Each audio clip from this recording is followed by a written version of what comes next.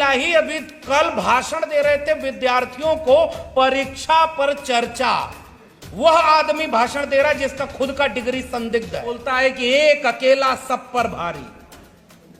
अब की बार 400 पार। ईवीएम पर प्रेस कॉन्फ्रेंस कर रहे हैं हमारे साथी लोग। ईवीएम उनके हाथ में है। इस मोहल्ले में रहता हूं, एक बार वहां पर 11 भागवत कथाएं एक साथ हो रही कि इलाहाबाद में पानी चढ़ा रहे हो, 250 किलोमीटर दूर तुम्हारे खेत में पानी कैसे जाएगा। हमें नौकरी से निकाल दिया गया। डॉक्टर रितु वहां आंदोलन कर रही हैं, उनको साजिश करके निकाल दिया गया। प्रोफेसर रतन लाल बैठे हुए, कत्ल पे मैं भी चुप था, मेरा नंबर अब आया, मेरे कत्ल पे आप भी चुप हो, अगला नंबर आ। देश में क्या समस्या है, कितनी मुश्किल है और देश के सामने खतरा क्या है।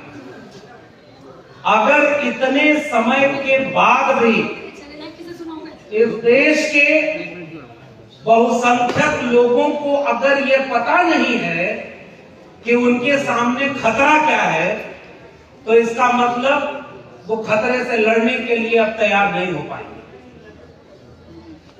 यानी अब वक्त इस बात का नहीं है कि इस मंच पर खड़ा होकर के ये गिनवाया जाए कि संविधान खतरे में कैसे है, संविधान कैसे भीतर से खोखला किया जा रहा है।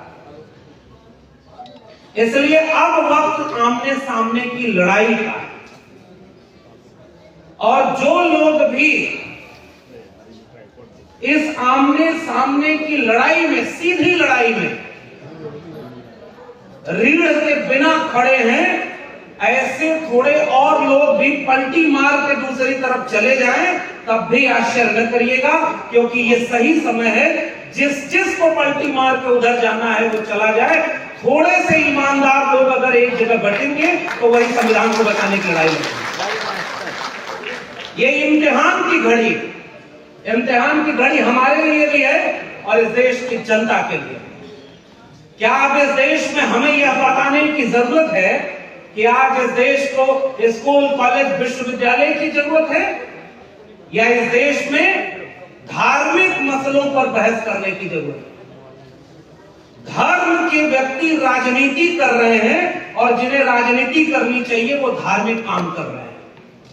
अगर देश के लोगों को लगता है कि अब इसके बाद भी लोकतंत्र सुरक्षित है, संविधान सुरक्षित है, तो हम जैसे लोगों का भाषण करने का कोई मतलब नहीं।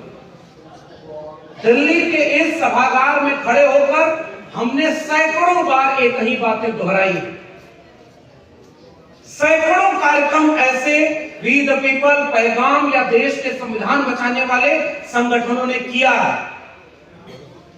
और आज इस बात को मैं कहना चाहता हूं, हम जिस फूले, अंबेडकर, पेरियार, बिरसा मुंडा, जयपाल सिंह मुंडा को याद करते हैं, पसमानदा आंदोलन को याद करते हैं, अपनी विरासत को याद करते हैं, तो हम एक बार साफ कहते हैं कि वो लोग अपने मुश्किल वक्त में ऐसी लड़ाई लड़ रहे कि हम उन्हें याद कर ले रहे हैं। और अगर आज ऐसे वक्त में हम अपने हिस्से की लड़ाई नहीं लड़ पाए तो आने वाली पीढ़ियां हमें जरूर याद करेंगी, लेकिन इस रूप में याद करेंगी कि तुम्हारे सामने जब लड़ने का वक्त आया तो तुम पलटी मार रहे थे और इस बात का इंतजार कर रहे थे कि नेताओं के भरोसे लड़ी जाएगी लड़ाई, नेताओं के भरोसे लड़ी जाएगी। निश्चित रूप से कल्पना करिए कि अगर एक जुटता का एक माहौल बनता तो एक राज्यसभा में एक नेता खड़ा होकर बोलता है कि एक अकेला सब पर भारी। अब की बार 400 पार। अकेला नेता सब पर भारी है, उससे सीखने की जरूरत है। हमारे लोगों को मौका मिला तो उन्होंने विचारधारा को थोड़ा पीछे करके बाकी सबको खुश करने का काम किया। उन्हें जब मौका मिला तो उन्होंने भले सामने कहा था हम 2 करोड़ रोजगार प्रति वर्ष देंगे, 15 लाख देंगे, 100 स्मार्ट सिटी बनाएंगे, स्मार्ट गांव बनाएंगे, अच्छे दिन लाएंगे, बुलेट ट्रेन चलाएंगे। और लोगों का जब वोट ले लिया तो अपनी विचारधारा के लिए काम किया है और ईमानदारी से काम किया। उन्हें मंदिर बनवाना था और वहीं बनवाना था और देखिए बनवा दिया। सीख सकते हैं तो ये बात सीखें, ये बात हमारे नेता भी सीखे, कार्यकर्ता भी सीखे। उनके लोग उनके साथ खड़े हैं जब वो किसी दलित को या किसी महिला आदिवासी को राष्ट्रपति बनाते हैं। मध्य प्रदेश में किसी ओबीसी यादव को ले जाकर के मुख्यमंत्री बना देते हैं और मुख्यमंत्री को उठा करके मार्गदर्शक मंडल में डाल देते हैं। यानी वो अपनी विचारधारा को लेकर के बिल्कुल स्पष्ट है। इसलिए मैं एक ही बात कहना चाहता हूं, बहुत सारे वरिष्ठ लोग हैं वो अपनी बात कहेंगे। हम लोग दिल्ली विश्वविद्यालय में पढ़ाते, 14 साल पढ़ाया और ऐसे ही सामाजिक न्याय और संविधान की बात करने के चलते उस नौकरी से निकालकर बाहर कर दिया गया। तो जब हम हक और अधिकार की लड़ाई लड़ना शुरू किए थे तो हमें पता था कि इसका अंजाम ये होगा, लेकिन इसका अंजाम जानते हुए भी हमने अगर कोई जोखिम उठाया तो यह सोचकर जोखिम उठाया था कि मंडल कमीशन और भारत का संविधान न होता तो हमारे हाथ में कलम और किताब ही नहीं होती तो प्रोफेसर की नौकरी कैसे मिलती। बहुत सारे प्रोफेसर लोग वहां बैठे हुए हैं, देश में बहुत सारे बुद्धिजीवी हैं और सब लोग अगर अपनी जिम्मेदारी निभाने लगे तो फिर कौन संविधान को छेड़ सकता है। लेकिन हकीकत यह है कि इतने मुश्किल वक्त में आज कौन सा खतरा सामने नहीं है। रोज ईवीएम पर प्रेस कॉन्फ्रेंस कर रहे हैं हमारे साथी लोग, ईवीएम उनके हाथ में है, मीडिया उनके हाथ में है, सोशल मीडिया को वो कंट्रोल कर रहे हैं, उनके पास हजार संगठन है वो जो गांव तक पहुंच रहे हैं। हर मोहल्ले में भागवत कथा हो रही है जिसका अंत इस बात से होता है कि जो राम को लाए हैं हम उनको लाएंगे, और राम भक्त इससे आहत नहीं होते। वो कभी नहीं कहने जाते कि नहीं नहीं ये गलत हो रहा है।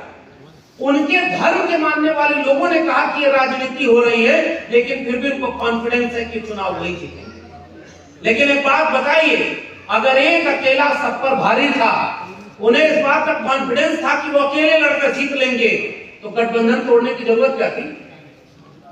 वो कह देते दिल्ली से कि हमें इनकी जरूरत नहीं है, हम अकेले बिहार में लड़ेंगे और किसी को हमें अपने साथ लेने की जरूरत नहीं। और वो भी ऐसे लोगों को जिन्होंने कहा था मिट्टी में मिल जाएंगे, जहर खा लेंगे, अब उनके साथ नहीं जाएंगे।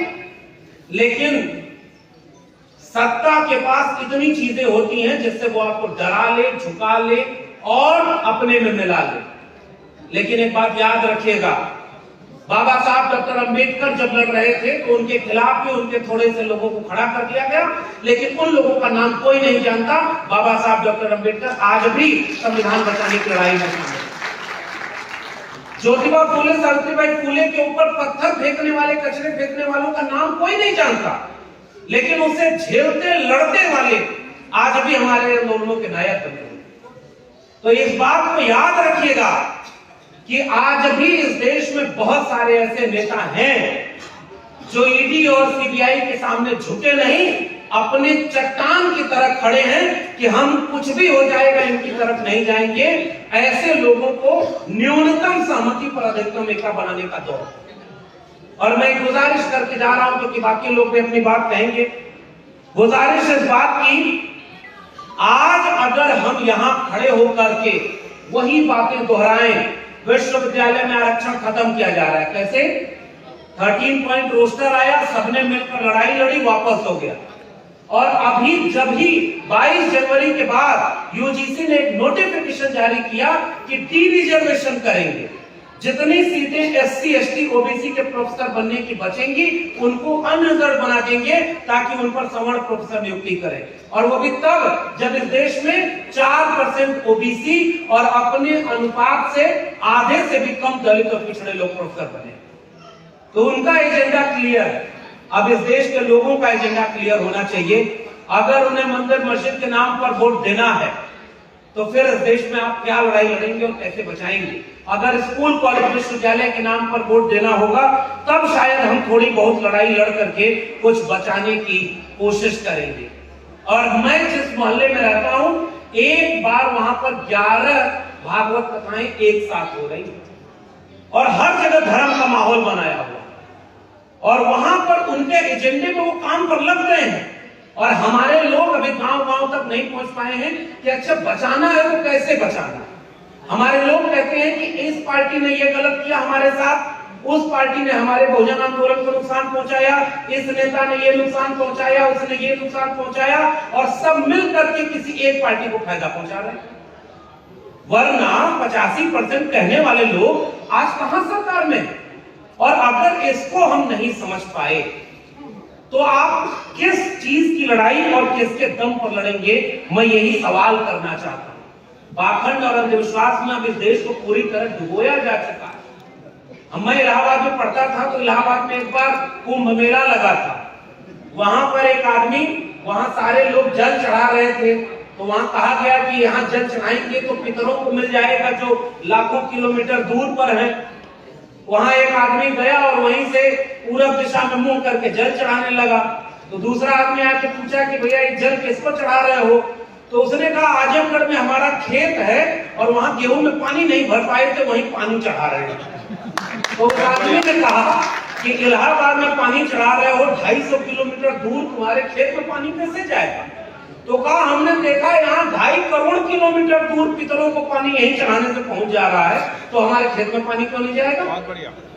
ऐसे तर्क करने वाले लोग अब इस देश में या तो जेल में हैं या अब बोलना बंद कर चुके हैं।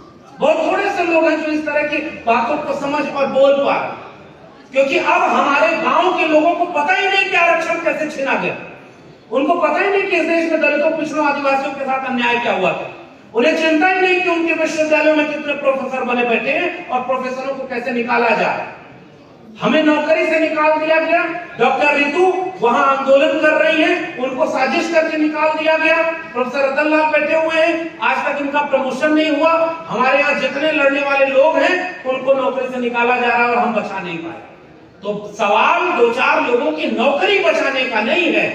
हम भी जब लड़ रहे थे तो हमें पता था कि हमारी नौकरी चली जाएगी, मगर हमें इस बात का एहसास था कि हमारी नौकरी रहे या जाए, हमारा करियर बर्बाद हो या बच जाए, इससे ज्यादा बड़ा सवाल यह है कि इस देश का संविधान बचेगा या नहीं, और उसके लिए हमने लड़ाई करनी। तो अगर 24 के बाद इस देश में संविधान नहीं बचा तो जितने लोगों को लगता है कि मेरे कॉलर तक अभी आंच नहीं आ रही है, मेरी नौकरी सुरक्षित है, हमारा घर सुरक्षित है, तो हम बार बार एक बात कहते हैं, जलते घर को देखने वालों, फूस का छप्पर आपका है, आग के पीछे तेज हवा है, आगे मुकद्दर आपका है। उनके कत्ल पे मैं भी चुप था, मेरा नंबर अब आया, मेरे कत्ल पे आप भी चुप हो, अगला नंबर आपका।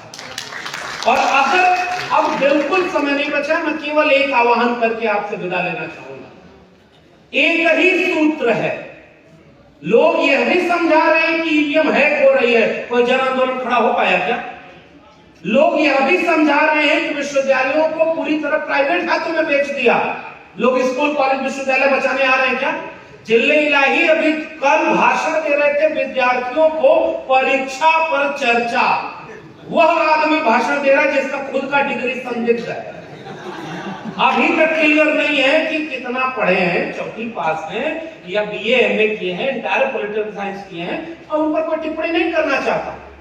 वहां बैठकर वो लोगों का भविष्य बनाने की बात करते हैं कि तुम्हारा कंपटीशन तुमसे है, विद्यार्थियों तुम इस देश के भविष्य हो, तुम्हें हम चर्चा करके बता रहे हैं कि पढ़ाई कैसे करनी चाहिए। और वही जिले इलाही इस देश में शिक्षा को पूरी तरह प्राइवेट हाथों में बेच चुके हैं।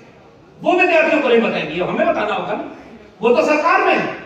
इसलिए स्कूल, कॉलेज, विश्वविद्यालय बचाने की लड़ाई हम नहीं लड़ पाए, अगर संविधान को बचाने की लड़ाई नहीं लड़ पाए, जाते जाते केवल एक बात, बिहार से एक आवाज निकली थी, वह आवाज पूरे धर्म की राजनीति के सामने चुनौती थी, और वो आवाज थी जाति जनगणना की। एकमात्र मुद्दा था जो धर्म के मुद्दे पर हावी था। और आज भी मैं एक पैगाम आपके इस पैगाम के मंच से देना चाहता हूं, पूरे देश के लोगों को आह्वान करना चाहता हूं, एक मुद्दा अगर हम बना लें